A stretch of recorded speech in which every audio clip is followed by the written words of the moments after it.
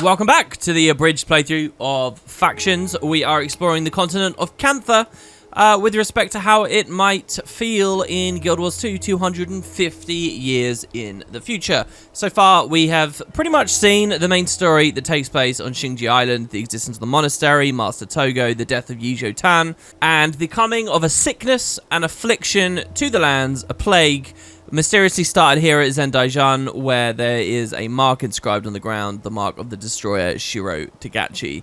This ancient guy who was associated with a different event altogether, which was this this petrification of this sea and this forest 200 years ago. So we'll learn more about the connection of these two strange events as we go forwards. Let's hit up the main city now, where our first mission takes place at this location called Vizna Square. So this was a very unique thing that they did in Factions. Most of the way through the game so far, including prophecies, a mission was just a single outpost you'd go to, like Zendaijan, and then you click enter mission from it and you play the mission in that explorable area of the world. Well, here there are two different outposts that take you to the same mission. There's the Vizna Square foreign quarter and there's the Vizna Square local quarter. Now what's happening here is this is where players who had a character from Factions would meet with players who had characters from the other campaign, Tyria. Foreigners would enter the mission from this location, and players who were local to this area of the world would enter from this location. I don't think Guild Wars 2 is going to need to do anything like this. Their current expansion model has no need for that. But it did basically create an interesting mission where it's not an 8-man party size, it's 16-man. And what the game does is automatically makes you into the mission with anyone else who's trying to play at the same time. So nowadays in 2020, not many people are playing Guild Wars 1 anymore, so I doubt it will happen. But here's what I'll do. I'm going to go to the foreign quarter, since my character is ultimately actually from Tyria. And this is a location that I would come to from a primary quest that I, as a Tyrian player, would have had. The Canthan players wouldn't have ended up here. The Canthan players would have ended up at the local quarter because of a different quest. So here we are. One fundamental change now is we have an 8-man party size, and we'll deal with our draft in a second.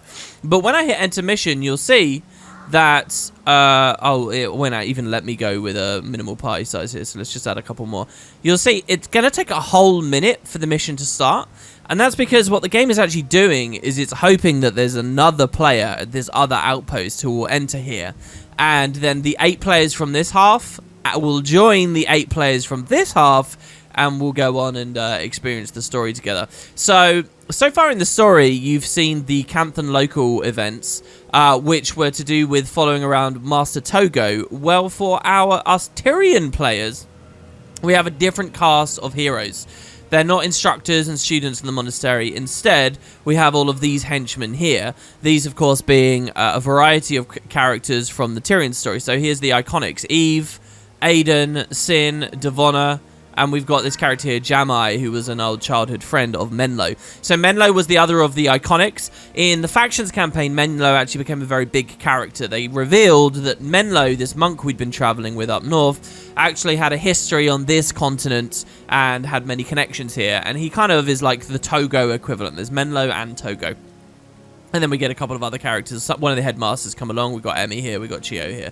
So, yeah, let's head on in. Now, the story here is that we are visiting a quarantine zone in the city, trying to track where the plague originated. And, well, this is where all of the heroes will meet one another. Let's talk about builds and see how we can play. Now, I've given a little bit of thought. I've slept on it. And I'm thinking we might get rid of the Kappa. Let's head on in here. So I did like the Kappa build. It did a good amount of damage, and it had some utility, you know, like blurred vision there, reducing melee attacks. The thing is, one of the skills it has is Conjure Frost, which, well, is it Conjure Frost Attunement, or is it just Conjure Frost? I can't actually remember anymore. Let's mouse over and see. No, it's just Conjure Frost. So this is, if you're wielding a cold weapon, you do more damage with that weapon, which is brilliant, but I don't actually have a cold weapon equipped. I haven't set up that weapon or whatever, so I lose a bit of synergy. Now, as a part of the challenge, I could actually go and get a cold weapon. I could do that, but I just haven't, like, min-maxed. I guess when we start failing and struggling, that's when I'll start doing that. I'll start gearing people out properly. I do like the Archaic Kappa a lot, but I don't know. I think we're going to get rid of him. The Island Guardian, I think, is non-negotiable, so I will absolutely keep. This build, I think we're going to bin, so that goes to the graveyard. This is the one that I was playing. I wasn't that convinced by this. Now, so the Amphat Assassin is a nice build, is defensive, and it was actually kind of nice having an assassin in the Zendaijan mission to run forwards, and I could just prot up. And they themselves had flashing blades, so they had flashing blades plus like Guardian and stuff. So this was basically like a frontline tank, which was really good. But they don't actually have like a full skill bar in a way. Like they have a lead attack, unsuspecting strike, and then an offhand attack, Fox Fangs. But they don't go anywhere from there. They just do some blinds. So I don't know. Let's get rid of the Amphat Assassin here. So now we can only keep 2. I've already picked the Iron Guardian. We still have to get rid of 2 more. Let's throw away... do I want to throw away the Kappa? Yeah, let's throw away the Kappa. Let's keep the Melodic Gaki and the Island Guardian. So we have a Spirit Summoner that does damage. This was the highest DPS build. And it's through Spirits, which means, you know, there's more targets. This was a really good backline character. Lots of defense on here. Essentially, I could keep the backline. I think we'll get rid of it, though, for now. Oh, man, this could be really bad, though. No, screw it. I'll get rid of the Melodic Gaki. We'll keep these 2. We'll keep 2 defensive players. And now with my draft, I can just focus on damaging characters. Okay, so this is our team so far. I will mix these into a proper deck in a second here, by the way. So with an actual deck, what I can do is I can just right-click and search, and I'll know what my cards are. So that's going to be, this is our owned team basically, and we'll form our group out, and we can do our new draft. Now these guys actually get mixed back in. I never did that at the end of the last episode. So let's shuffle the set and let's get going. So draw.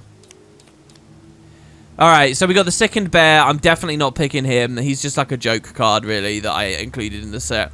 But we've got... okay, so here's the Sapping Nightmare. Do you remember I saw Famine before?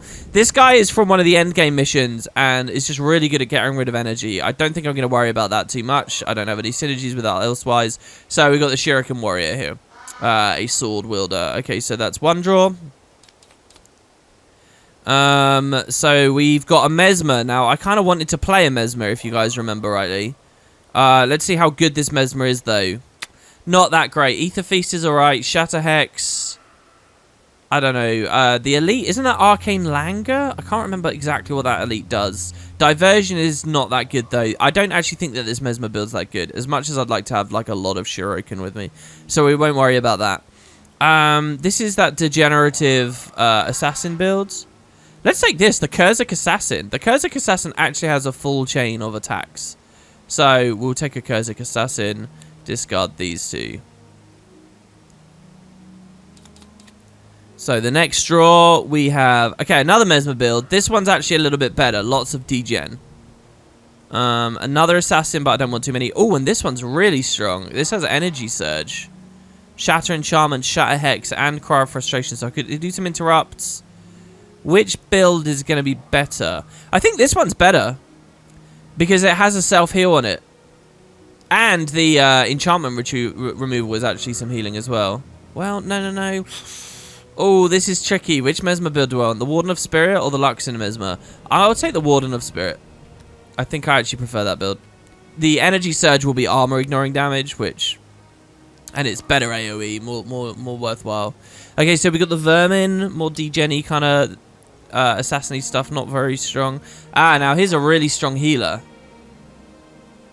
Or we can take an Ellie, the Essence of Dragon, with only 3 skills, so I could actually select one. Now, Word of Healing. So we could have like 3 background characters doing healing and stuff. The Island Guardian plus the Monk. Yeah, I think in general that probably works. No. Let's take the Essence of Dragon. I want more knockdown. I want more stuff. We should be okay. We have... The thing is, half of us in this mission is going to be my team. The other half are actually going to be, you know, standard heroes and henchmen.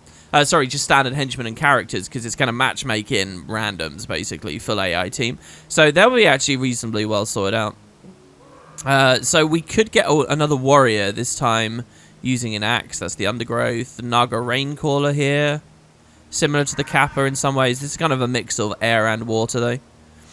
Hence the idea Raincaller. See, this is what I mean. What a cool build that is. It's a Naga Raincaller, and, you know, its skills kind of are around the idea of air and water as a stormy thing. Look at this stone rain, and what does he have? He has gale, and he has stone shards, and he has whirlwind. Shockwave's a bit weird on there.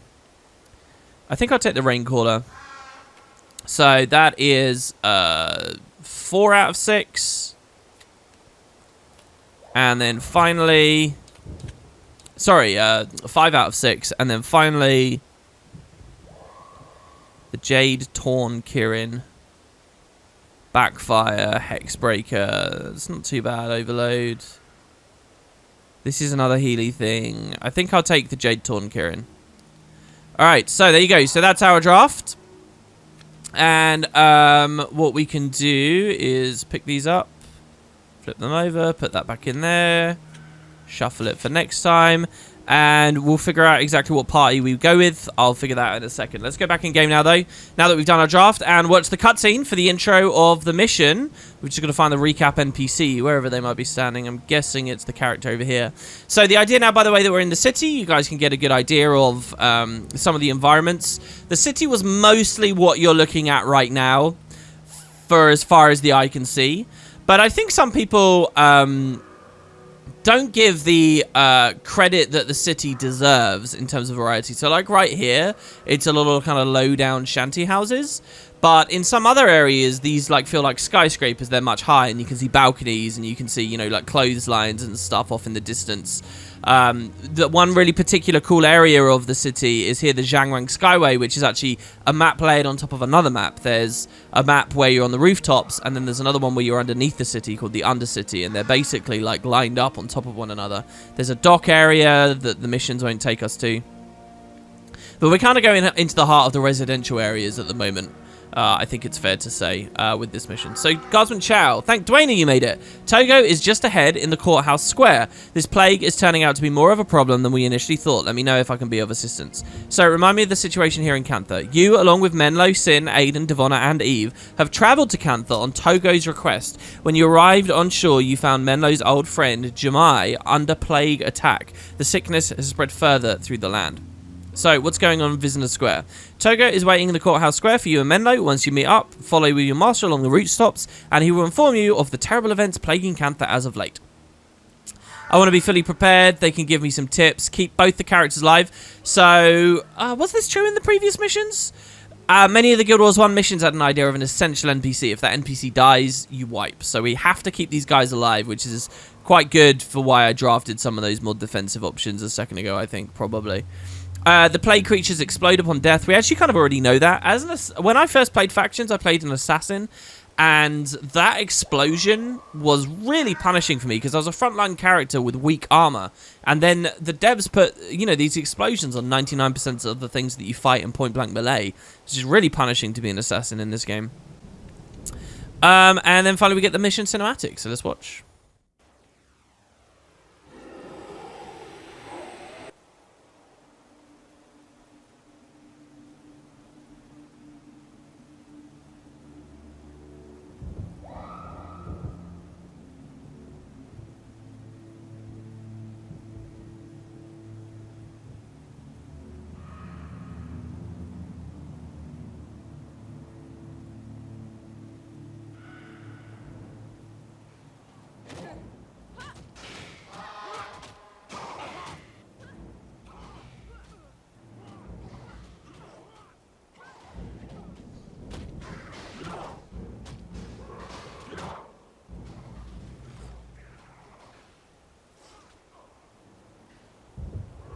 Master Togo is down there, and he's in trouble. What are we going to do?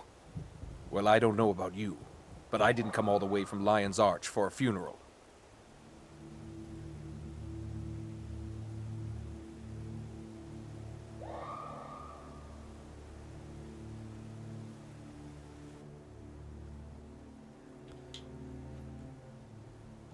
So here we get a flashback.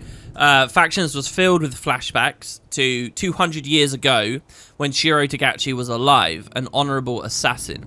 If you watched my Empire Divided series, you'll know a little bit more about their culture's view on assassins. But so this is Shiro in life.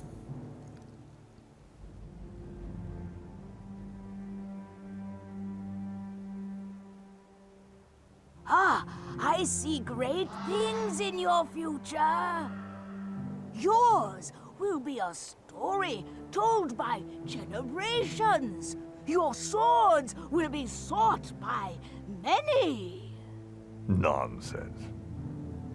Yes, yes, you will do things no other man would dare.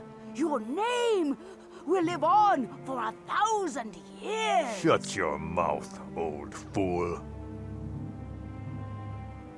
Look for fortune to come your way.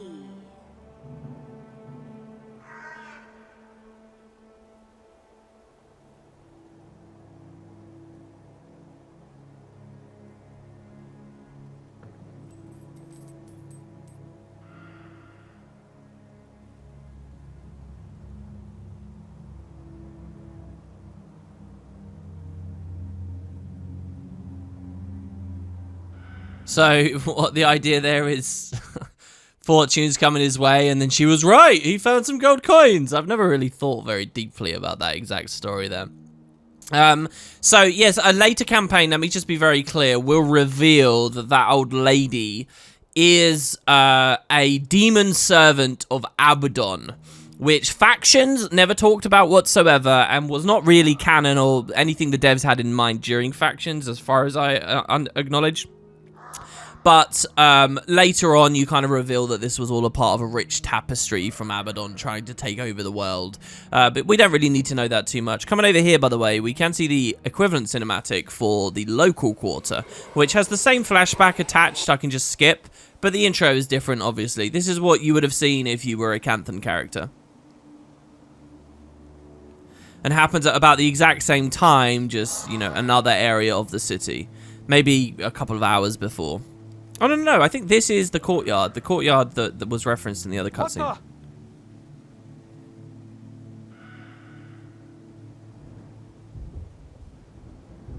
May the gods have mercy on our souls.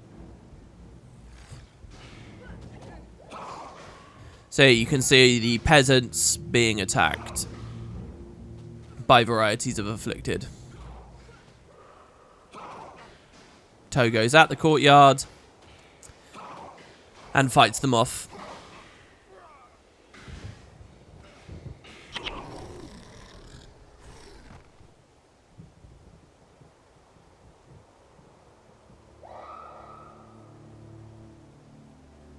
Are we too late? Not yet. But we must not allow those plague beasts to spread their affliction any further. If they do, everyone in this province will be in danger.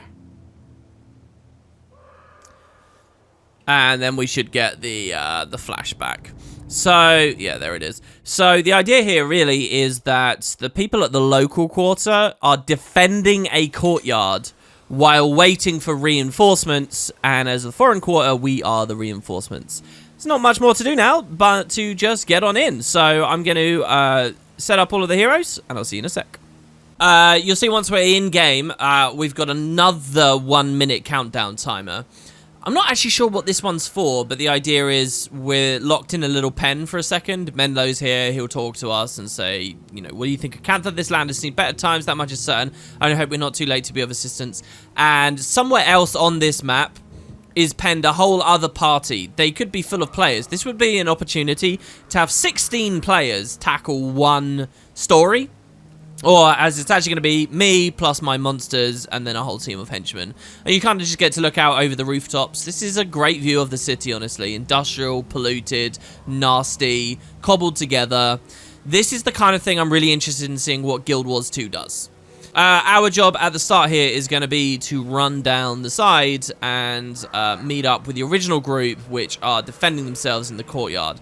You'll see in my party here, it's got Brother Menlo and Master Togo, both level 20. You have to keep them both alive.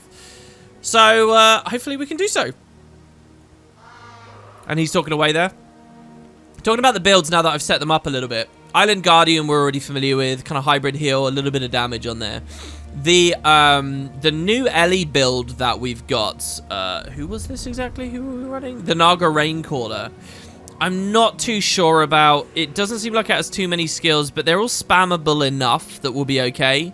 Ten Eyes Prison is interesting though. Essentially, this is slow someone down a lot. If they also have cracked armor, then they get tons of degen. Now, here's the funny thing. The other build that we drafted, the other Ellie build, this one here, this one came from the Essence of Dragon. This guy inflicts cracked armor. This here, Lightning Surge, will cracked armor. So basically, our Essence of Dragon will inflict the cracked armor, and then we'll actually get benefit out of it from our other character. I also got to choose a skill, that's Air Attunement, so it's pretty nice. Other than that, it's pretty general lightning-y damage. This Mesmer build was actually really interesting. The Jade Torn Kirin. It's lots of domination, but that elite, that is Shared Burdens, which slows everyone and everything down. This is a really cool elite that actually got buffed. Oh my god, we lost, because Menlo ran on ahead while I was talking and got himself killed. But here, let me show you this. Shared Burden. For load, it's really spammable, and for 17 seconds, all enemies attack, cast spells, and move at half speed. So it's kind of like, in this game, you've got normal mode, where everyone moves at a normal speed. Hard mode just speeds everything up. All of those attributes I just mentioned, they all speed up. Well, here's a funny thing. That skill is like taking hard mode and making it normal mode again, as long as you can keep the hex up. Now, what's the funny thing? We're playing in normal, so it's like normal mode to easy mode, I guess, in a way. It'll be curious to see. There's like some anti-synergy on the build, though, at the same time, because frankly, the build has backfire on it, which is you do a ton of damage whenever they cast, but Shared Burden slows them down, so I don't know. The other skills are like mediocre. The Kurzik Assassin, this is a great build. Basically, it teleports in with skill 1, 10 Eyes Prison, puts a hex on them. Then the lead attack knocks them down if they have a hex. Then you've got Death Blossom on there, which is massive AoE damage. Actually, one of the best skills in the game, very meta skill. And then Mobius Strike like refreshes it. He's got a bit of poison on there. It's pretty nice. The Warrior build, the Shuriken Warrior, has Sever Artery Gash combo. The Elite is Auspicious Parry. It's basically like block, but, you know, not that great. And yeah, it should be okay, I think. I think in future episodes, what I will do, now that you've got a sense of what the drafting process is like, how this all works, I'll probably draft between episodes, and I will just talk to you guys about the builds that I've got. Unless you guys really want to watch the drafting, I don't know what you guys will find boring. I'm kind of planning on producing this all in like one weekend here, so I don't really know what you guys will be able to react to, but we'll see. I mean, it might be fun. And as I run through, I'm quite interested to see how everyone does. It's quite interesting, the Warrior build, because it has lots of adrenaline requirement on it, but the Elite kind of pumps up some adrenaline, so that's nice, I suppose. And we'll just we'll see how they run. So yeah, I'll play through this mission. Because it's 16 party members, actually throws tons of afflicted at you. I mean tons.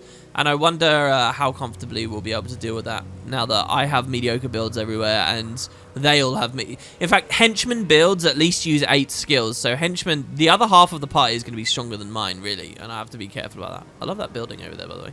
Pretty cool. All right, so yeah, Master Togo will meet us in Visitor Square. I expect it is no coincidence that our destination is in a part of the city that is most ravaged by the plague. I'm convinced this guard to open the gates and let us through. Come, let us find Master Togo. Yeah, because the idea here is this is actually a quarantined area. And quarantine is one of those weird words, I have to say, that I mostly was only familiar with from zombie games and like my early years playing Guild Wars factions and stuff, but obviously I think we're all hearing constantly in real life now as I record this. It's weird to know that this, for future reference, anyone coming back to this video many years from now, even myself, this is right in the height of all the coronavirus stuff. So we are going to progress on, and the opening of the mission has these Ampha. They start as allied, and then they decide to attack you. You know, thugs and brigands as they are. They're not actually sickened. They are just a gang inhabiting the city. They're totally on the table for the devs to do something with in Guild Wars 2, as far as I'm concerned. I think the devs should. There were 2 big thug gangs in the city that you interact with. One's the Jade Brotherhood, the other's the Ampha. You don't really see the Jade Brotherhood in the main story, I'm now realizing. The Ampha are in this mission a lot, but the Jade Brotherhood, while you see them everywhere in the open world, I'm not sure what missions we'll find them in. I guess we'll have to pay attention to that. I mean, lots of primary quests, I'm sure they're around. But one of them is like, you know, organized, well-funded mafia. The others are kind of street thugs that have banded together, and that's the Ampha. A lot of their builds are really interesting, to be honest, and I think we've actually played a couple of them. Are we playing one of the Ampha builds right now? We might be. But in any case, let's run through and see what the strategy guide says about this specific mission before I talk more about how Guild Wars 2 goes.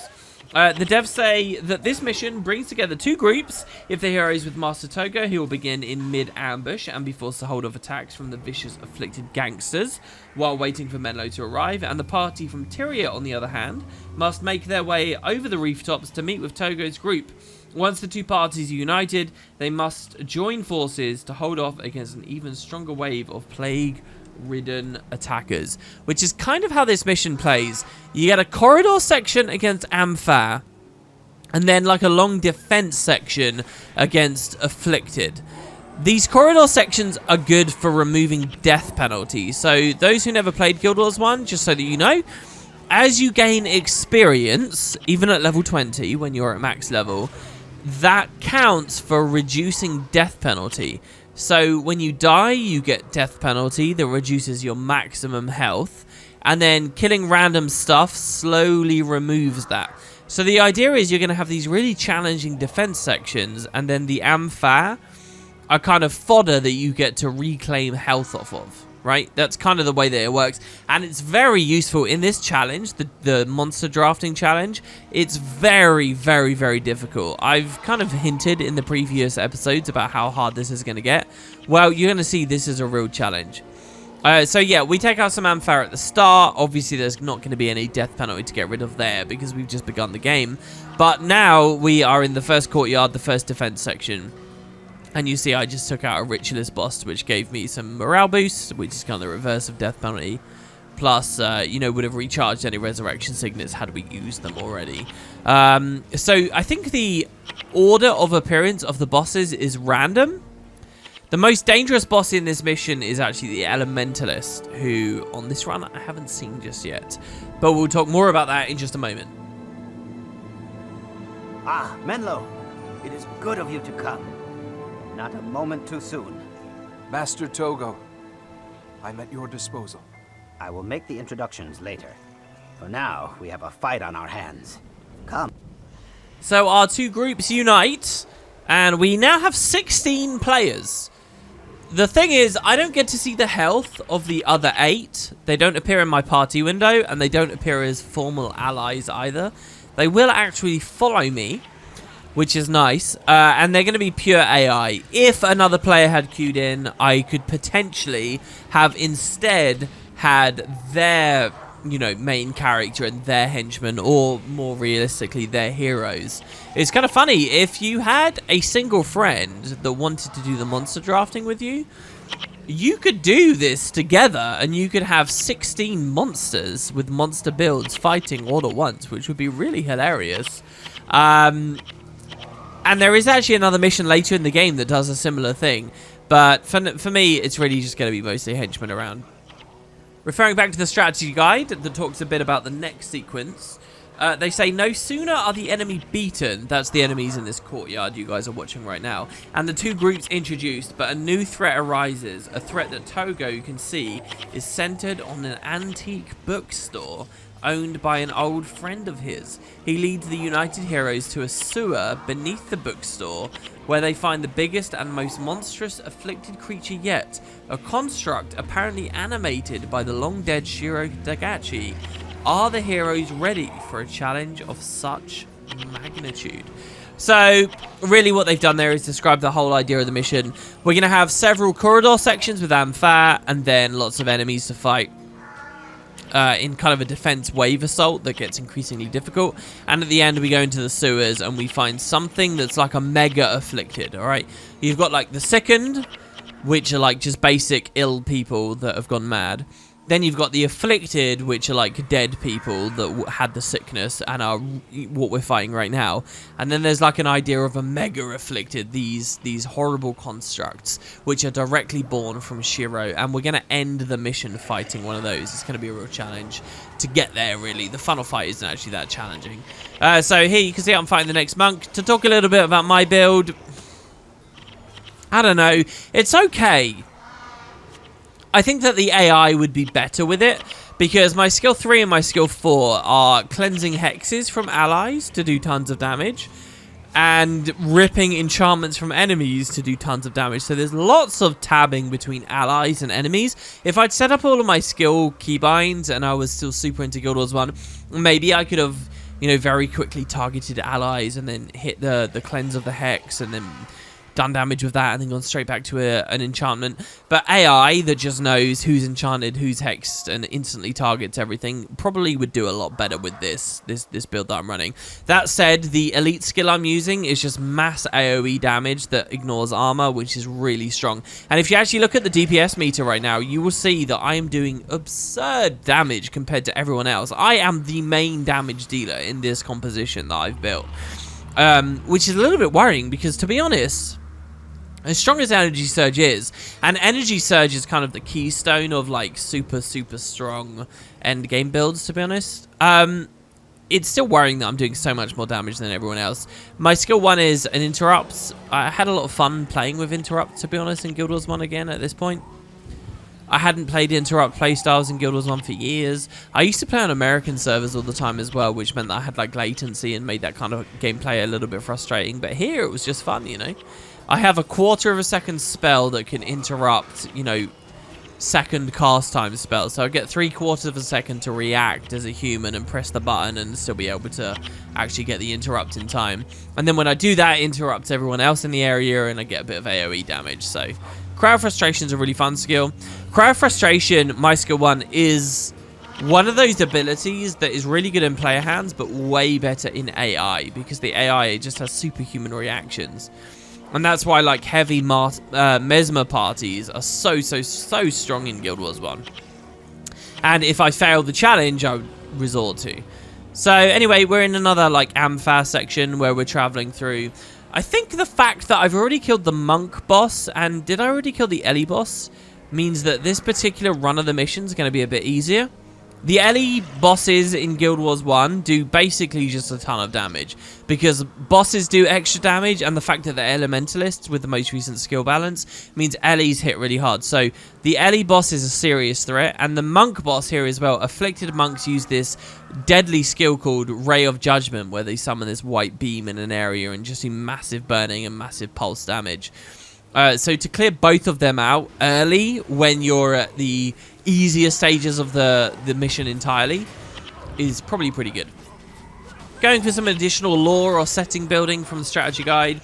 They say in this mission that Master Togo has summoned his former student Menlo of Serenity Temple to help solve the mystery of the Affliction Plague. That's kind of cool that the strategy guide mentions Serenity Temple. Serenity Temple is almost like a forgettable outpost from early Prophecies stuff. You can actually visit in Guild Wars 2 already. It's sort of half branded now. But that's where Menlo was from in the lore, and they seem to have remembered that, which is awesome. And then it says, Brother Menlo is a young, charismatic monk from the northern continent of Tyria, and he's wasted no time in answering Togo's summons. Menlo has studied at Shinji Monastery as a part of his well-rounded ongoing education, and still has more than a few friends and acquaintances in Cantha. So that kind of explains why these northern people have come here to help out in, you know, the event of this great plague. So what you're watching now is I've beat the Ampha, cleared a bit of death penalty. I myself have actually 4% morale boost, which is quite nice. And this region I'm in now is the next courtyard of defense, where we have to fight off against billions of afflicted. Essentially the way that this works is these holes in the floor you see, the afflicted climb out of. I guess factions gave like a sense that many afflicted were coming from the sewers and the underground, and that they had been breeding beneath the city and spreading beneath the city and popping up where you least expected. And well, that's very much what they're going for here. So when you're playing this mission, you want to think about where the holes are in the ground, and you want to, like, guard those. You've got two things to keep in mind, though. You can't just be aggressive on the holes in the ground, because the ultimate doom for this mission is either Menlo or Togo dying. And yeah, that can be tricky when their AI does not follow yours. So my party members will walk around with me. Menlo and Togo just have their own mind, and they will walk where they want in general. I mean, they kind of follow you sometimes, but you need to pay attention to where they're standing. If you walk away from them, some other hole is going to spawn a bunch of afflicted. They'll walk over to Togo and kill him. Like, if you look right now, Togo's super low health, and he's not even necessarily too close to me, right? So you need to pay attention to them as much as possible. Fortunately, as a ritualist, Togo is a defensive ritualist, which will heal a lot. The strategy guide actually describes ritualists as kind of jacks of all trade, which is kind of interesting. And then Menlo is a monk who will heal a lot as well. So even though I've drafted kind of a poor monster team here, and we're not doing that well, we're not killing that fast, or in terms of backline at least, I only really have one defensive character for my backline. At least I get Menlo and Togo also healing, which I think means something. The strategy guide finally rounds out by talking about the afflicted. It says that the plague has reached Kaining City and it is spreading fast. The source seems to be beneath a bookstore. And that this final boss we're going to see, you guys haven't seen it in the footage just yet, but there is a terrifying creature that appears to be half plague, half golem, covered in swinging blades and freakish mutation. It claims to be possessed by Shiro Tagachi, but how can such a thing be possible?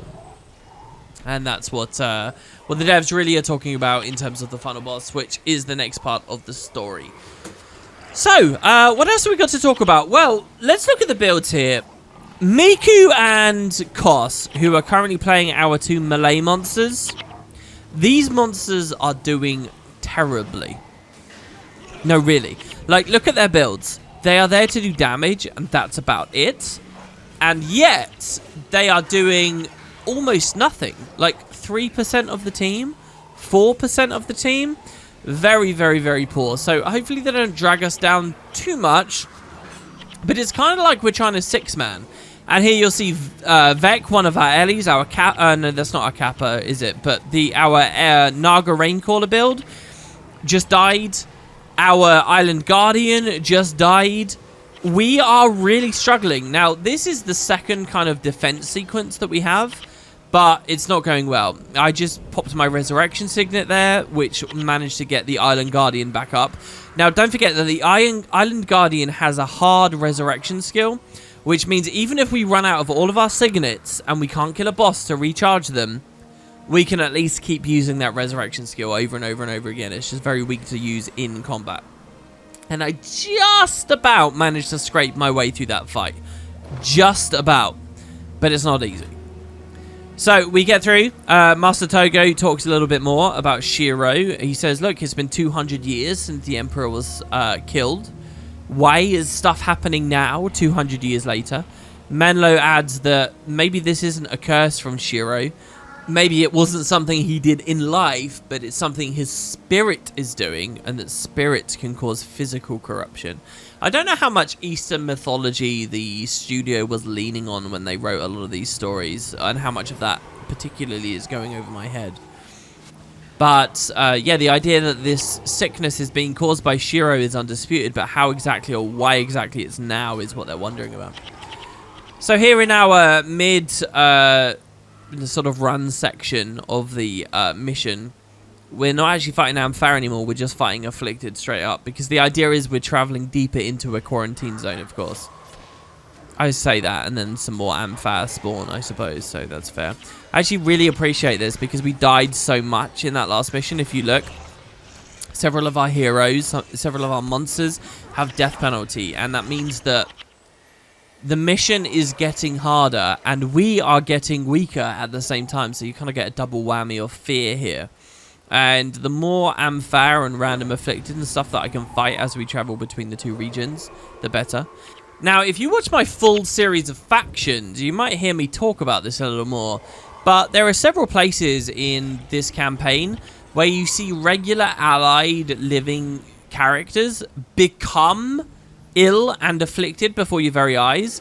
And I think that's a lot of what's actually happening here. If you watch closely, and I think in my original series I'll give you those details, you can see that they're just random Canthan peasants wandering around, and all of a sudden they die, and exploding out of their corpse appears an afflicted necromancer or something, which was always a fun thing. Again, for Guild Wars 2, so much of this campaign is to do with the afflicted and this sickness that ArenaNet have no obligation to deal with. Shiro will be dealt with by the end of this storyline, and the afflicted and the Shiroken, therefore, will have been dealt with. So what Guild Wars 2 is interested in about this setting is more to do with dragons, which will come later. So far, we haven't really seen much influence. We certainly haven't met any dragon fauna themselves. That will come more when we get to the Echovald Forest and the Jade Sea. So this is region 3 of defense. There's another 3 holes where afflicted will come out. What I'm trying to do here is flag my monsters away so that we can deal with one hole at a time. But I make a mistake. And if you look, Menlo just died. So, because Menlo doesn't like to follow my party, when I moved everyone away, that just meant he tried to take on one of the holes all on his own. And he got ruined, so I got defeated. The challenge defeated me, but it's not necessarily the builds right now. It's that my positioning was poor and that the fight itself was a bit of a challenge. So, yeah, that was a bit of a problem. Nonetheless, here, if you look, I'm going to go back to the drafting deck and figure out what I can do to improve our team. And what I go for is swapping the Naga Raincaller, who had that interesting cracked armor synergy, but nonetheless didn't do much damage, for the Sickened Servant that I myself actually played on one of the previous videos. So the Sickened Servant had Starburst, that point-blank melee explosion ability, Phoenix, Flare, Breath of Fire, and, well, actually that's pretty good. So here obviously we've cut ahead a bit. But if you have a look at the DPS of our team now, if you look, the third character in my party, Acolyte Sasuke, they are playing the Sickened Servant's build, and the Sickened Servant is doing massive damage. Is actually almost out DPSing me, you know, with only the Ritualist doing even better. So it's a very, very, very strong build. But as you'll also see as you watch, as I try to go back through the mission, I'm like dying, like lots. Okay, so here's the story of today's video and this particular mission. This challenge is really, really hard. So I still have my Resurrection Signet available and I'm going to go for it. But, wow, even if I increase the damage, our team is struggling. And there are going to be 3 of these defense sequences that I need to deal with in order. The random boss spawning is going to be something that I have to contend with. And then there's a final boss at the very end as well. But so, here's this attempt. I'm going to cut ahead because you guys obviously already saw all of this. But this is the idea with the Sickened Servant for now. And what you'll notice as well is look at the 2 bottom members of my party. I still have the really weak assassin build and the really weak warrior build with me that do almost nothing. I guess what's going on here is that these melee characters are taking a long time to travel, and by the time they get there, a lot of the creatures are dead or they're getting interrupted in certain ways or blocked. I don't know what it is, but they're hitting like no damage. It's the casters that are doing everything, and I'm really miffed at them. So if I fail again, I will see what I can do about those builds. So fast forwarding now to the defense encounter 2, you can see Menlo is taking a beating really early and instantly dies. Yeah, I'm not joking. That I wasted so much time on that second attempt and he just got annihilated. So it was the worst thing in the world. I go back to our drafting board and I decide, look, the assassin is doing no damage, so let's swap the Raincaller in. And I also decide that the warrior is doing no damage. And I swap our other old build in. I get rid of both of these like melee characters. That's something that's kind of imbalanced about Guild Wars 1, to be honest. That melee characters have to travel to a place and then start striking. And there are so many things that could mean that they miss a lot of their attacks. And I feel like a lot of the damage that they could do is not balanced for all of the risk reward in actually getting to their target. So quite often it's best to just play casters and people from the backline that can instantly start doing damage even while they're at range. And when you look at like Mesmers that can also ignore armor at the same time, it makes them very, very, very strong. But so yeah, we tried this new draft, and look at how that one goes instead, taking on some of the old builds you saw in the earlier videos. So here we are at Region 3, where you saw me wipe before, but again, the party is taking serious damage. My build is still a little bit mediocre, and we've wiped hard. I will say this is the very end of Region 3. It took me about 15 minutes to get here. And the final boss I have to fight is a warrior boss, which isn't even that bad. But the thing is, behind the warrior boss is the afflicted ritualist who can resurrect with flesh of my flesh. And I just can't get through. Now, this is the most optimized party based on what I've drafted I actually have available to me. Really, these are the highest damage dealers. Look at the DPS meter. They're not too bad, honestly. In terms of equivalent damage, everyone's doing okay. But I think the main problem is I just don't have enough monks. I really wish I could go back to redrafting and pick up that guy with Word of Healing, for example. But I'm kind of in a DPS race environment right now where it's kill or be killed instead of rounding the party out properly. And yeah, it's just not working. So if you watch closely, Menlo dies again. Damn, I don't know. I think I've failed. I think I've messed up. Now, the reason that I've messed up is that I didn't draft enough defensive characters. I don't have enough defense. I have an island guard. I don't know how this happened. I'm going to have to watch back on the editing here. I have an island guardian, and that's it for defense. I mean, what happened? I assumed I was gonna build more stuff. And the thing is, with the island guardian, all it has is like healing breeze, healing seed, and divine intervention. That's it. That's all it is. So I get Martian, as I've explained probably in the commentary. This is bad. I don't know how to beat the mission. I think I have failed the draft challenge, which is ludicrous on mission 3, which is the first time it actually gets hard, but that is it. I think I failed. So for the rest of the series, I'm probably just going to run like an overpowered meta comp and go from there. I can't believe I'm saying this into the microphone. I can't believe, but the idea of the challenge is if you fail the challenge and you really want to beat the challenge, you go back to the start and try again. But I also just want to produce an abridged faction series for you guys, so that's what I'll go with. So I guess the rest of the videos, we will just be sort of playing a conventional thing, going through the game. But hopefully you guys enjoyed the idea of the monster drafting.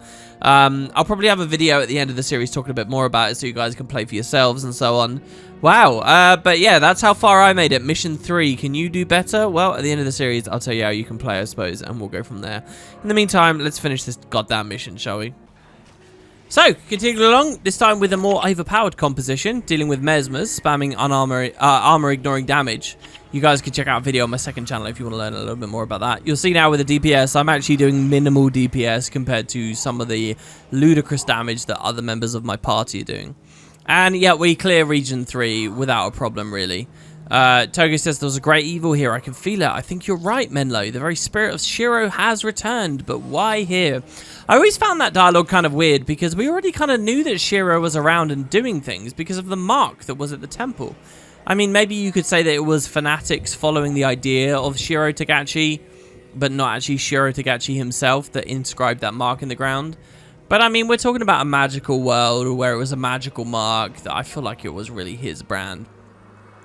In any case, so we travel now to the final moments of the mission through this gate into the Undercity, I suppose, to an extent. Now, when I say Undercity, I just mean as a description. The Undercity itself is actually a specific map in this game as well, beneath the Zhangwang Skyway that I talked about already. We get like one final little opportunity to remove death penalty from ourselves from various Amphat assassins. They're just being assassinated and deleted by this comp. I pretty much cut all of the footage of me actually clearing the mission with this comp out because the truth is, when you're playing something really strong in Guild Wars 1 in normal mode, there's not much entertaining to watch, to be honest. It's just enemies instantly getting deleted and you never really taking any damage, and that's it. But at least this way we get a cool abridged version of the faction story. And so here, we're crossing this chamber under the city, we see this thing called a Shuriken. And it speaks to us as though it's not just a normal spirit, but it's something more. And we're going to find that Shiro is actually inhabiting that thing. Shiro is active right now, and it's around. So that was the final boss fight, which we just delete instantly. Even if I wasn't on an overpowered comp, it would have been very easy, just to be clear. But for now, enjoy one of the most important factions cutscenes. Very reminiscent to something that happened in Path of Fire as well. So, of 2017, 18? So, watch closely.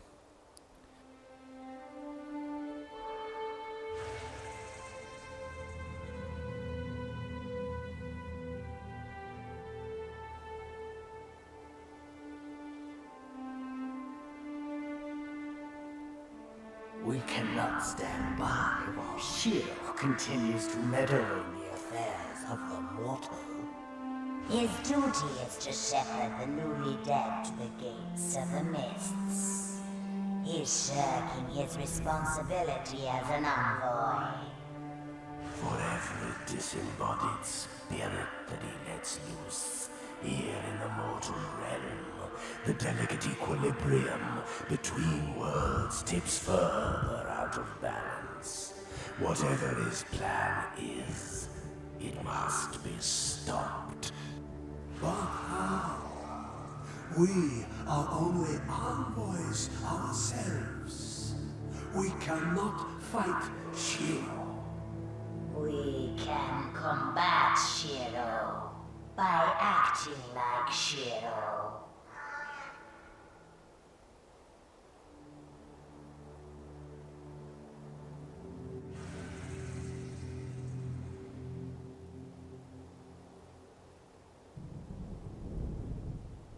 We are the envoys to the next world, the shepherds who guide the newly departed to eternal paradise within the mists.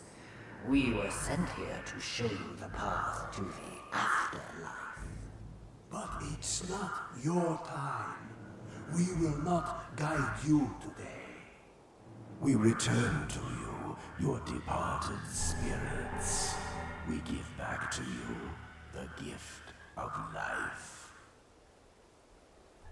But it comes with a price. In return, we ask your help in defeating Shiro. Seek out soon the Oracle of the Mists. He will show you how to become Why is this audio so broken? Ah, Wei no Su, the celestial test. Menlo and I know it well. And why is Togo not on screen? I do not understand. Why do you wish us to pass this test? Spirits in this realm can hide themselves from the view of mortals. Until you have become closer to the stars, you will not be able to see Shiro, let alone fight him. I see. Wow, these cutscenes have really broke. Like, really broke. Where's my character? Why were we floating in the sky? Why can't I hear some of the dialogue? Unbelievable. Truly. I mean, I'd noticed a bit of awkwardness in the previous videos that I just did with you guys, but wow. It's funny, because Guild Wars 1 hasn't really had updates to this specific content. I can't imagine why it would have broken in the ways that it has, but it's totally gone off the rails. Unbelievable. But so, yes, that is a very big cutscene and kind of establishes the main stakes and idea of the game. So essentially, here's what's happening. Shiro is an envoy of the dead. He is a spirit that is being punished in the afterlife, doomed to shepherd the souls of fresh dead in Cantha to the various afterlives like the underworld, the Fissure of Woe, and so on. Here's a funny thing. There are no undead in Cantha. Seriously. Now, you might not get that impression because the campaign is dealing with this affliction where there's clearly these undead zombies everywhere. But aside from those, which are a direct result of what Shiro is doing, There's no undead here. There's no skeletons wandering around. There aren't really any ghosts around. There's no spirits or nightmares or shades, with the exception of the stuff associated with a demon below the jade over here, which we can deal with later. But in general, there's no undead in Cantha. It's not like Tyria where they're everywhere. And I guess the idea maybe is that the envoys themselves are some integral part of making sure that anyone who dies here doesn't linger. They are actually shepherded to an afterlife and, you know, judged by Grenth or whatever. So you have this idea of these envoys. They're appointed by a specific character, the Oracle of the Mist, who we will deal with in the next mission. Shiro did all this terrible stuff in life, caused this magical catastrophe 200 years ago, and when he died, instead of just becoming a regular spirit and going on to the afterlife, as punishment he was made an envoy. And now, 200 years later, as an envoy, he's causing trouble. He's bringing things back to life, and this is basically manifested in the affliction and the sickness and the plague that we're seeing spreading around. So we actually died just now. It's very understated. It's not done well in the cutscene whatsoever. But just like in the Path of Fire story in Guild Wars 2, we died, guys. That was it. Dead. We should have gone on to the mist, but we were brought back to life by the envoys. The other envoys, not Shiro, the other ones, said, no, we can fix this problem. Shiro is rebelling against us. He's using his power as an envoy for evil. Well, we are going to bring these heroes back to life, but you have to deal with Shiro. So now I'm playing as a character that has kind of been resurrected, and I'm in debt to the other envoys, and what I need to do is deal with the Shiro threat, and that's kind of the main motivation for us, the impetus as we go forward. We need to deal with Shiro. There's obviously some weird, silly plot holes going on here, like, okay, you take the worst bastards in history, you turn them into envoys, of course one of them's going to rebel, but Shiro is the first one to have done so, I suppose. Each of the envoys in this game, like the emissary and so on, they all have really unique visual designs. They're actually really cool characters with very specific special concept art behind them and ideas. You don't see them in too many cutscenes, that's one of the major ones, so try to remember what you can about them. And I really hope that in Guild Wars 2, because they were such prominent, special, interesting ideas, that we get some of that subject material again. Just because 250, 260 years have passed, it doesn't necessarily mean that they're not still relevant forces in the world. And what do the envoys mean in a game where there's more playable races than just the humans? Not everything's so human-centric anymore. Do envoys shepherd the Norn, or the Asura, or the Char? Like, what role do they have to play here? Or what about the Sylvari and maybe their connections to the Echo Valley Forest? There's a lot of really fun things that the devs can wrestle with. And particularly this idea of there is actually someone living who chooses who the envoys are and were, who is connected to the mist in a very special way. And we will learn about that in the next part at the Napui Quarter, where we ourselves do the equivalent of ascending at Augury Rock. We become Wayno Su ourselves, which, if you watch my other series about the Empire Divided, you'll know that Emperors become Wayno Su. Well, we're about to do the same. That will be in the very next part. So thanks very much for watching, guys.